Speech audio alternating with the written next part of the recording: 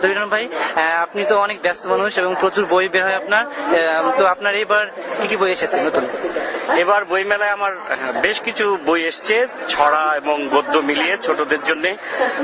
তো আপনি তো বইমেলা আছেন, অনেক ব্যস্ত। তো এই যে বইমেলা যে এত পাঠক আসছে, এত মানে বই বিক্রি হচ্ছে, তো এর মাধ্যমে মানে পাঠাভ্যাস নিশ্চয়ই অনেক বৃদ্ধি পাচ্ছে।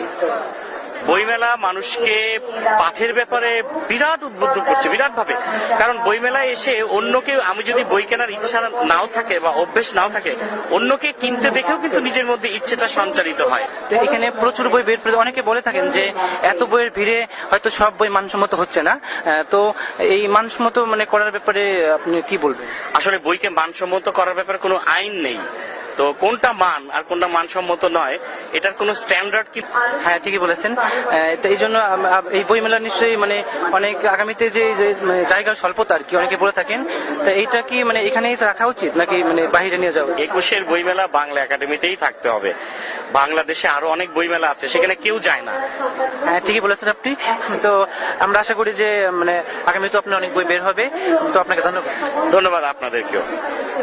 ঠিক আছে, থ্যাংক ইউ ভাইয়া।